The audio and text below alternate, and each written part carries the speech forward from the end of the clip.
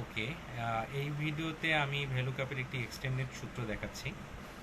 তো আমার কাছে এখানে এসও ওয়াইজ ডাটা দেওয়া আছে, টার্গেট দেওয়া আছে, অ্যাকচুয়াল দেওয়া আছে, অ্যাচিভমেন্ট দেওয়া আছে।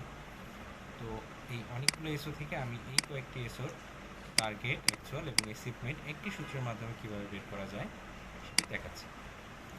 তো আমি এখানে ভ্যালুক্যাপের সূত্র লিখলাম, লেখার পর আমার লুকআপ ভ্যালু সিলেক্ট করলাম শামসুদ্দিন শহীদ, এবং আমি যেহেতু ড্র্যাগ করে নেব ডান দিকে বা নিচের দিকে, তো নিচের দিকে ঠিক আছে, কিন্তু আমার ডান দিকে ড্র্যাগ করলে যেন এই সিলেকশনটা ডান দিকে চলে না যায়, সেজন্য আমি পি এর পেছনে আমি ডলার সাইন দেব। এখন এটি যদি আমি ডান দিকে ড্র্যাগ করি তাহলে এটি আর সামনের দিকে চলে যাবে না। এরপর আমি কমা দেব এবং এসওর নাম আমার সোর্স ডাটা থেকে এসও থেকে পুরো ডাটাবেসটা আমি সিলেক্ট করে নিলাম। সিলেক্ট করে নেওয়ার পর আমার পুরো ডাটাটাকে লক করে নিতে হবে যেন ডাটাবেসটা আমার ড্র্যাগ করার ফলে কোনো দিকে সরে না যায়। আমি সি এর সামনে এবং পেছনে ডলার সাইন দিলাম এবং এইচের সামনে পিছনে ডলার সাইন দিয়ে লক করে নিলাম।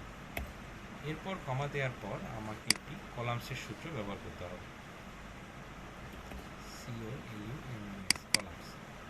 আমি এই ডাটাটা ফার্স্ট কলাম থেকে ড্র্যাগ করলে যেন আমার ডান দিকে কলাম ওয়াইজ সরে আসে, সেজন্য আমার কলামসের সূত্রটি ব্যবহার করতে হবে। আমি আবার এসও নেম থেকে এসও টোটাল টার্গেট পর্যন্ত সিলেক্ট করে নেব, পুরোটাই সিলেক্ট করে নেওয়ার পর আমার ফার্স্টের কলাম যে সি কলামটা যেন সরে না যায়, সি কলামটা ঠিক থাকবে, এই জন্য আমি সি কলামের সামনে এবং পিছনে ডলার সাইন দিয়ে লক করে নেব। এবং পরের কলামটি যেন নিচের দিকে না আসে কিন্তু ডান দিকে সরে আসে, সেজন্য আমাকে এফ এর সামনে একটি ডলার সাইন দিতে হবে। এফ এর সামনে ডলার সাইন দেওয়ার কারণে এটি এখন নিচের দিকে মুভ করবে না, কিন্তু মানে নিচের দিকে ড্র্যাগ করার সময় এটি নিচের দিকে মুভ করবে না, কিন্তু আমি ডান দিকে যখন ড্র্যাগ করবো তখন অবশ্যই এটি যত কলাম আমি ড্র্যাগ করে নিয়ে যাব তত কলাম সামনের দিকে চলে আসবে। ওকে, এরপর আমি ব্র্যাকেট ক্লোজ করে দেব। ব্র্যাকেট ক্লোজ করে দেওয়ার পর আমার কমা দিয়ে যদি ফলস আসে সেক্ষেত্রে আমাকে 0 দিতে হবে, মানে ট্রুর জন্য 0 দিতে হবে। 0 দিয়ে আমাকে ব্র্যাকেট ক্লোজ করে দিতে হবে। এরপর আমি ইন্টার চাপ দেব। আমার কাঙ্ক্ষিত রেজাল্ট চলে আসছে। শামসুদ্দিন শহীদের টোটাল টার্গেট কত ছিল সেটা চলে আসছে।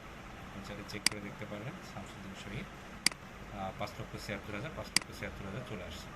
এখন আমি এটা যদি ডান দিকে ড্র্যাগ করে দেই,